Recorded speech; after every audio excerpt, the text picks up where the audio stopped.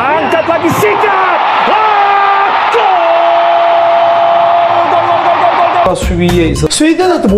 Bisa jadi sorotan publik. Begini pernyataan sangat mengejutkan Shin Tae-yong usai Timnas Indonesia U23 vs Laos. Di luar dugaan sampai ngomong kayak gini. Benarkah? Sumpah bikin merinding. Arab Saudi dan Irak auto ketakutan. Piala Dunia di depan mata. Tepat hari ini, Miliano Jonathan lakukan hal hebat ini. Penasaran? Yuk simak video sampai selesai ya guys. Jangan lupa klik subscribe supaya dapatkan berita terbaru dari kami. Dilansir dari situs web Fiksi Garuda, dikabarkan bahwa mantan pelatih Timnas Indonesia U23, Shin Tae-yong, mengeluarkan pernyataan mengejutkan usai menyaksikan laga kualifikasi Piala Asia U23 2026 antara Timnas Indonesia U23 yang saat ini dilatih oleh Gerald Vandenberg melawan Laos U23 di Stadion Gelora Delta Sidoarjo Rabu malam tadi. Dalam pertandingan yang berlangsung dengan hasil kurang memuaskan, Shin Tae-yong menyampaikan rasa kecewanya terhadap taktik dan performa tim yang jauh dari harapan publik dan penggemar sepak bola tanah air. Shin Tae-yong mengaku sangat kecewa dengan taktik total football yang masih diusung oleh pelatih Gerald Vandenberg. Menurutnya, strategi tersebut kurang efektif dan tidak sesuai dengan karakter pemain Indonesia saat ini. Saya sangat kecewa melihat Timnas Indonesia U23 masih mengandalkan taktik total football yang selama ini dipegang Vandenberg. Padahal, ketika saya masih melatih, saya lebih memilih strategi counter attack yang terbukti membawa kita sampai semifinal Piala Asia 2024, ujarnya dengan nada serius. Lebih jauh, Shin Tae-yong menilai bahwa total football yang menuntut penguasaan bola dan pergerakan kolektif tinggi belum tentu cocok dengan kondisi dan potensi pemain Indonesia saat ini. Ia menegaskan strategi counter attack yang mengandalkan kecepatan dan insting pemain terbukti lebih efektif di level Asia.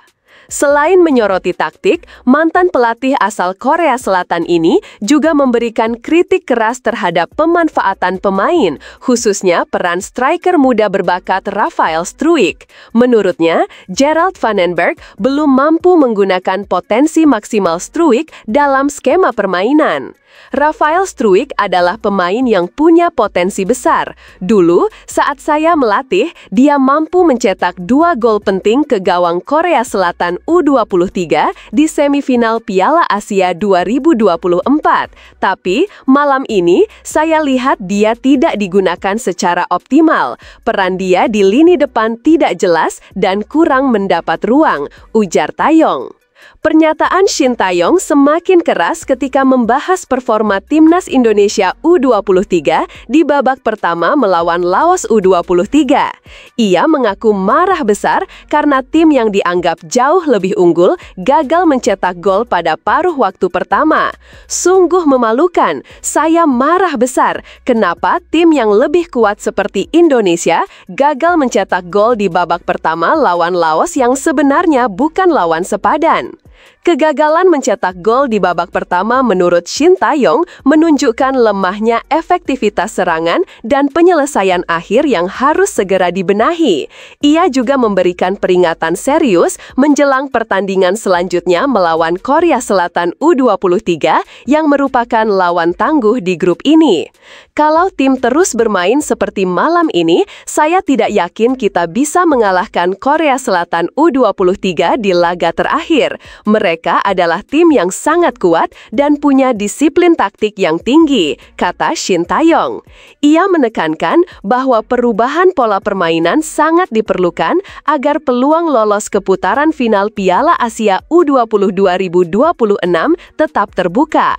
Jangan hanya bermain cantik, tapi harus efektif. Kalau tidak, kita akan menderita kekalahan yang sangat memalukan, tambahnya. Selain kritik dan peringatan, Shin Tae-yong juga menyampaikan pesan penting kepada Ketua Umum PSSI Erick Thohir. Mantan pelatih ini berharap agar PSSI tidak ragu mengambil keputusan tegas terhadap pelatih Gerald Vandenberg jika gagal membawa timnas Indonesia U23 lolos ke Piala Asia U20 2026. Saya berharap Pak Erick Thohir tidak ragu untuk mengambil keputusan tegas. Jika gagal lolos, saya minta Gerald Vandenberg diganti segera demi masa depan timnas Indonesia U23, ungkapnya dengan nada penuh penegasan.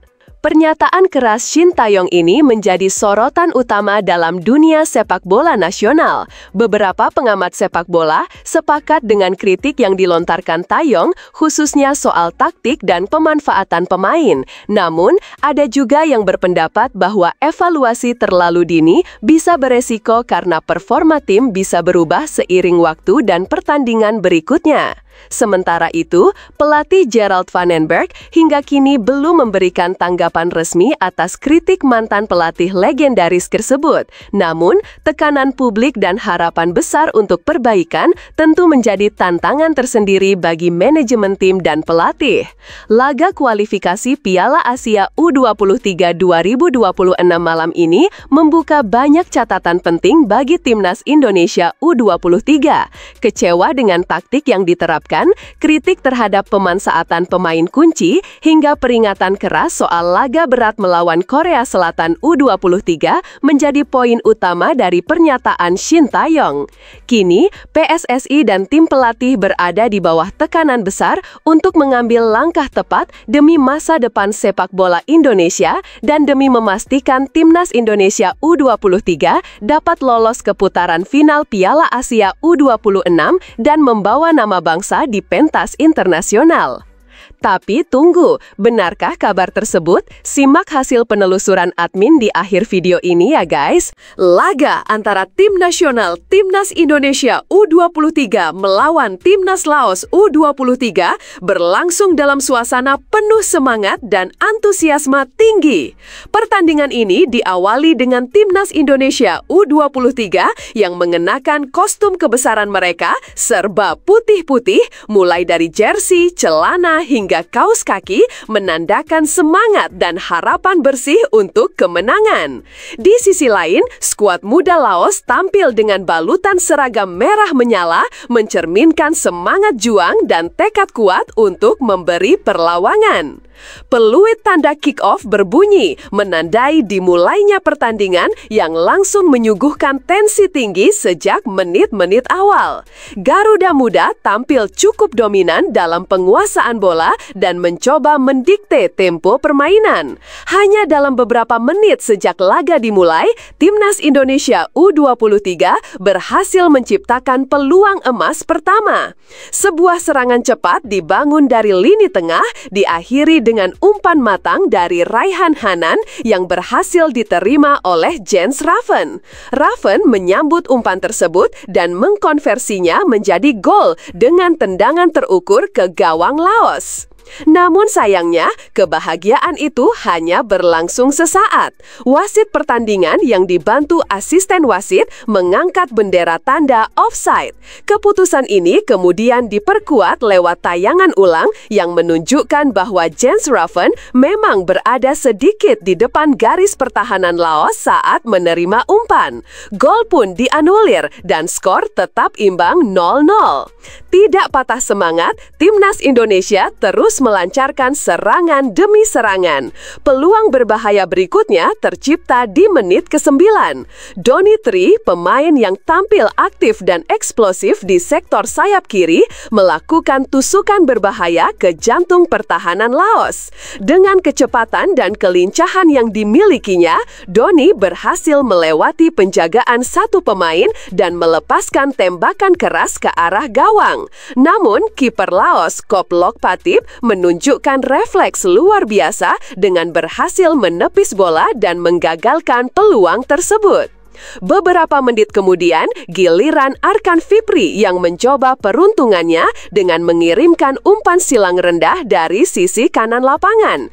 Umpan tersebut tampaknya ditujukan kepada striker di kotak penalti, namun penjaga gawang Laos kembali tampil sigap dan mampu mengamankan bola dengan sempurna. Laos sendiri tidak tinggal diam. Meski lebih banyak bermain bertahan, mereka menunjukkan disiplin tinggi dalam menyusun barisan pertahanan. Sejak lini tengah, para pemain Laos bermain rapat dan kompak, memutus aliran bola dari timnas Indonesia. Taktik bertahan total ini cukup berhasil meredam kreativitas para pemain Garuda Muda dalam menciptakan peluang bersih. Memasuki menit ke-17, Indonesia kembali mendapatkan peluang dari luar kotak penalti. Raihan Hanan yang bermain cukup impresif malam itu mencoba melepaskan tembakan spekulatif. Sayangnya, arah bola masih melambung tinggi di atas mistar gawang dan belum mampu mengubah kedudukan. Meski belum mampu mencetak gol, skuad Garuda Muda tetap konsisten dalam menerapkan strategi menyerang. Mereka tidak tergesa-gesa, melainkan mencoba membangun serangan secara lebih sabar dan terstruktur. Permainan bola dari kaki ke kaki dilakukan untuk mencoba membongkar pertahanan rapat Laos, terutama di sepertiga akhir lapangan. Hingga menit ke-22, strategi ini belum juga membuahkan hasil nyata. Peluang lain tercipta ketika Tony Firmansyah melihat celah dari luar kotak penalti. Dengan insting menyerang yang baik, Tony mencoba melepaskan tembakan keras ke arah gawang. Namun, lagi-lagi kiper Laos, Koplok Patip, tampil gemilang dengan menepis bola tersebut dan menggagalkan peluang emas. Momen menarik kembali terjadi saat Rafael Struijk melakukan aksi individu yang memukau di sisi kiri kotak penalti Laos. Dengan skill olah bola yang luar biasa, ia berhasil melewati 1 hingga 2 pemain lawan dan menerobos masuk ke area pertahanan Laos. Setelah mengelabui pemain belakang, Struijk melepaskan umpan silang ke mulut gawang. Sayangnya, bola kembali dapat diamankan dengan baik oleh penjaga gawang Koplok Patip yang tampil sebagai pahlawan timnya sejauh ini. Pelatih timnas Indonesia Patrick Kluivert mengungkapkan telah menganalisis gaya permainan sang lawan. Tentunya hal itu membuat optimismenya dalam menyiapkan tim untuk menghadapi Taiwan. Selain itu, Kluivert juga menyoroti perubahan rencana pertandingan yang sempat membuat timnya harus mencari lawan pengganti. Mengenai adaptasi tim terhadap gaya bermain lawan, Kluivert menekankan pentingnya fokus pada performa tim sendiri. Ready to have a good training session, to prepare well. We know how they're playing, so we can adapt our style to play as good as possible. We need to start very fresh, and everybody's really motivated and focused to have a good result. Terhadap pemain yang cedera, Kluivert mengakui absennya beberapa pemain memang disayangkan, namun ia yakin memiliki pemain lain yang mampu mengisi posisi tersebut. Dengan persiapan yang matang dan semangat juang yang tinggi, timnas Indonesia siap memberikan yang terbaik di hadapan pendukungnya di Gelora Bung Tomo Jumat mendatang. Timnas senior Indonesia mendapat 2 tambahan kekuatan jelang laga FIFA Matchday bulan September ini, melawan Taiwan serta Lebanon. 2 pemain tersebut adalah Mauro Zylstra dan Miliano Jonathans. Keduanya dipanggil oleh Patrick Kluivert sebagai pemain tambahan. Mauro Zylstra sendiri sudah resmi menjadi WNI pada tanggal 29 Agustus lalu. Ia diambil sumpah di Kedutaan Besar Indonesia di kota Den Haag, Belanda. Proses naturalisasi yang cepat ini membuat Mauro dimasukkan sebagai pemain tambahan oleh Patrick Kluivert. Hal serupa terjadi untuk Miliano Jonathans. Walau belum mendapat paspor Indonesia secara resmi, namun Miliano akan disumpah setia WNI pada tanggal 4 September 2025. Setelahnya, ia akan bergabung dengan tim nasional Indonesia di Surabaya. Timnas sendiri pada jeda FIFA bulan September ini akan melakoni 2 pertandingan uji coba. Pertama tanggal 5 September melawan Taiwan. Kemudian melawan Lebanon 3 hari setelahnya. 2 pertandingan ini merupakan rangkaian persiapan menuju ronde keempat kualifikasi Piala Dunia 2026 pada bulan Oktober mendatang. Indonesia menjadi tuan rumah grup J bersaing ketat dengan Korea Selatan, Laos, dan Makau. Dukungan penuh dari supporter di tanah air diharapkan menjadi energi ekstra bagi para pemain untuk tampil maksimal di lapangan hijau. Menilik rekam jejak pertemuan dengan Laos U23, Indonesia memiliki catatan yang cukup menjanjikan dari 5 duel sebelumnya di ajang SEA Games dan Asian Games. Garuda Muda berhasil mengamankan 4 kemenangan dan hanya sekali menelan pil pahit kekalahan. Kemenangan terakhir diraih dengan skor telak 4-0 di SEA Games 2019. Namun pelatih kepala timnas Indonesia U23 mengingatkan anak-anak asuhnya untuk tidak terlena dengan statistik tersebut. Ia menekankan pentingnya fokus dan disiplin dalam menjaga kekompakan tim.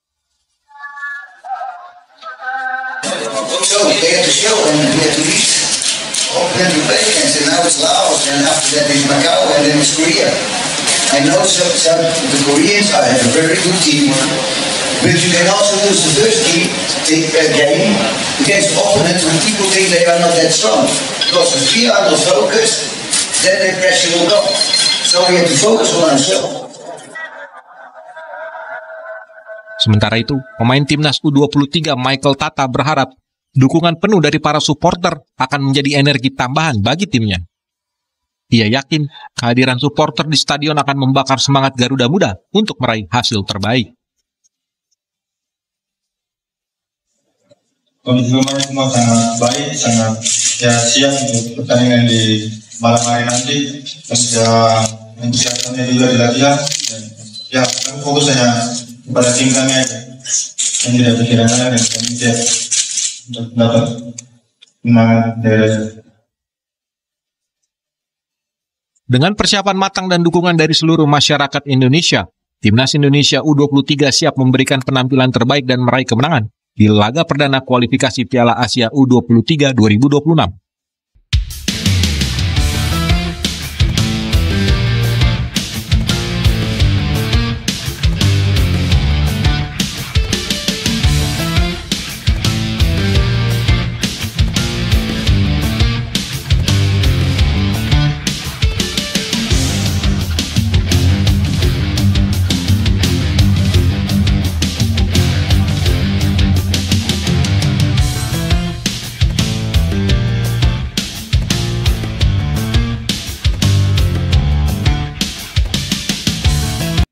Timnas Indonesia U23 kembali menjadi sorotan jelang laga perdana kualifikasi Piala Asia U23 2026 melawan Laos hari ini di Gelora Delta Sidoarjo. Laos U23 melalui pemain belakang andalannya Ananta Zasipongpat mengakui kekuatan Timnas Indonesia U23 sebagai salah satu tim terkuat di Asia Tenggara. Namun ada yang lebih menarik, ia menyoroti satu aspek spesifik yang membuat mereka gentar, yakni lemparan ke dalam yang berbahaya dari para pemain Garuda Muda. Tim thì hữu chắc cái thứ về của event của công đoàn thì chúng tôi em sáng nào phải phong can này đi em có sáng nào phải cái về cái bộ về em có chụp kèm xong rồi chụp ra lô cái lô tiền thì lô cái học bài được xong rồi team học cái gì bài nha nó của thằng Sementara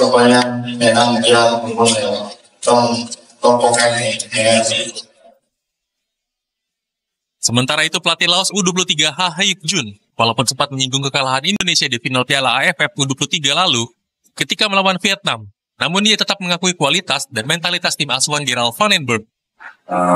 지금 경기 온 선수들 23세 시합인데 일단 평균 연령이 19.4세입니다. 어립니다. 그리고 두 번째는 핵심 선수가 한 명이 빠졌어요. 베트남에 있는 V1 리그의 선수가 와서 아마 전력의 차질이 상당히 심한데 그래도 있는 자원으로 최선을 다하려고 준비를 했습니다. Dan hari ini Timnas Indonesia akan bertanding dengan Laos. Mereka mengawali perjuangan di grup J kualifikasi Piala Asia U23 2025.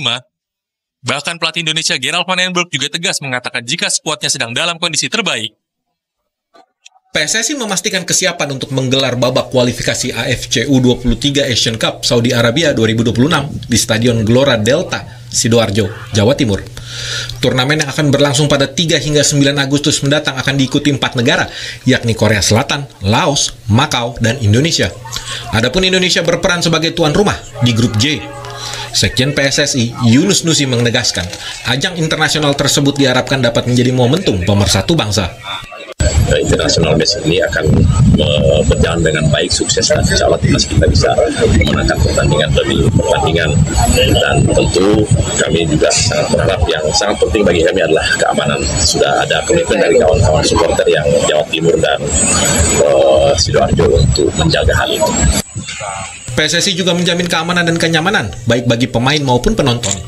Untuk itu, Federasi telah menjalin kerjasama dengan pihak kepolisian, TNI, serta kelompok supporter di Jawa Timur, guna memastikan pertandingan berjalan lancar dan aman.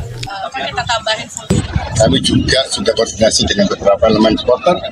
Mereka mendukung dan ikut mengamankan dan menjamin bahwa supporter 100% untuk timnas Indonesia menjaga keamanannya. Jogo Omai. Selain kesiapan teknis dan keamanan, PSSI memastikan seluruh fasilitas stadion telah memenuhi standar internasional untuk mendukung jalannya pertandingan. Kelvin Verdong resmi diperkenalkan oleh klub barunya Lille usai lolos tes medis. Kelvin dikontrak untuk 3 musim hingga tahun 2028. Ia pindah dari klub Belanda NEC Nijmegen dengan biaya transfer 3 juta euro. Jika dikonversi ke rupiah, biaya transfer Verdong setara 57 miliar rupiah.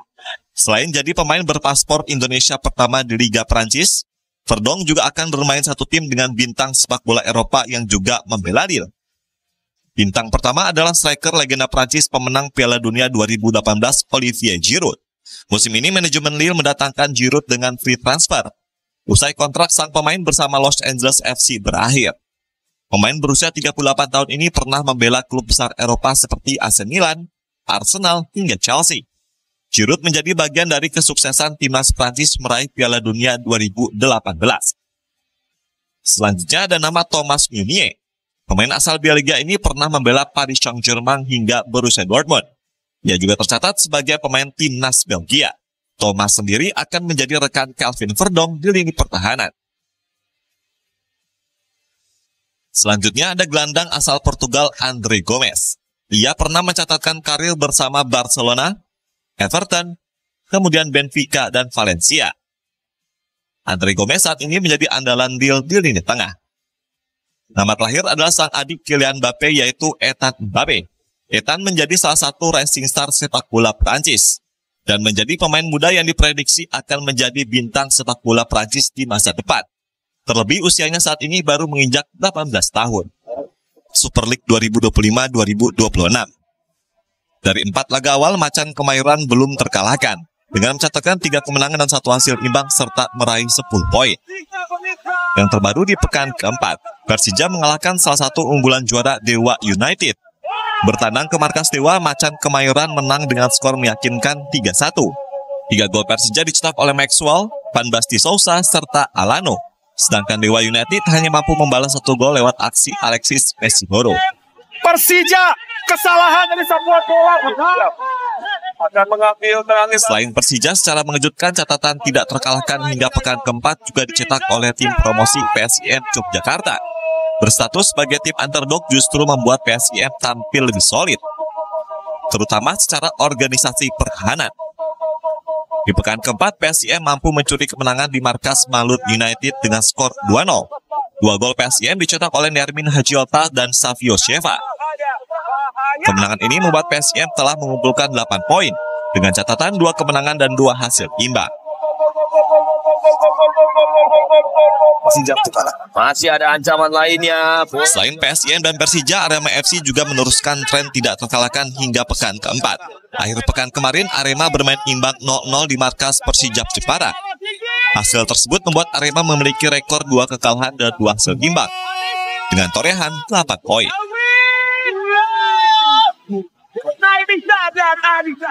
Sementara itu di pekan keempat, I-League sebagai operator menunda 3 pertandingan akibat dinamika yang terjadi di berbagai kota. 3 pertandingan yang ditunda adalah Persib Bandung melawan Borneo FC, kemudian Persita melawan Semen Padang, serta PSM Makassar kontra Persebaya Surabaya.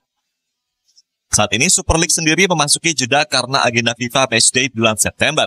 Pekan kelima menurut jadwal akan digelar mulai 11 September 2025 mendatang. Warga Palestina di kota Gaza Utara menyatakan mereka terjebak dalam siklus pengungsian dan lelah harus terus berpindah dari satu tempat ke tempat lain. Sebagian bahkan menyebut kematian lebih baik bagi mereka. Pengungsi Palestina Musa Sebat menyatakan setiap kali mengungsi jiwanya seperti ditarik dari tubuh. Mereka terusir dari satu tempat yang tidak dikenal ke tempat lainnya dan dari satu tragedi ke tragedi lainnya. Israel terus melanjutkan rencananya untuk mengambil kendali penuh atas seluruh jalur Gaza, dimulai dari kota Gaza dengan tujuan menghancurkan kelompok pejuang Palestina Hamas setelah hampir 2 tahun melancarkan serangan militer yang telah menewaskan lebih dari 63.000 warga Palestina.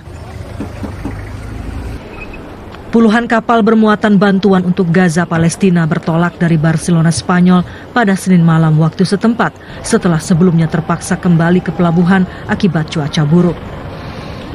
Para aktivis pro-Palestina termasuk aktivis iklim Greta Thunberg dan aktor Game of Thrones Liam Cunningham turut serta dalam armada kapal bantuan yang bertujuan untuk menerobos blokade laut Israel dan mengirimkan makanan serta bantuan kemanusiaan ke Gaza. Para aktivis menyerukan pembebasan Palestina saat kapal-kapal tersebut berangkat. Sementara itu, Menteri Luar Negeri Belgia, Maxime Prevot, menyatakan Belgia akan mengakui negara Palestina dalam sidang Majelis Umum PBB mendatang. Pernyataan itu menambah tekanan internasional terhadap Israel setelah Australia, Inggris, Kanada, dan Prancis mengambil langkah yang sama. Dalam unggahannya di media sosial X, Prevot menyatakan Belgia akan bergabung dengan para penandatanganan deklarasi New York yang membuka jalan bagi solusi dua negara.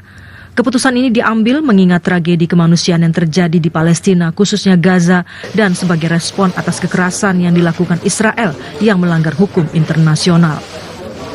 Warga Palestina yang tinggal di wilayah pendudukan tepi barat Palestina menghadapi krisis air parah yang disebabkan oleh meningkatnya serangan terhadap sumber air oleh para pemukim Israel.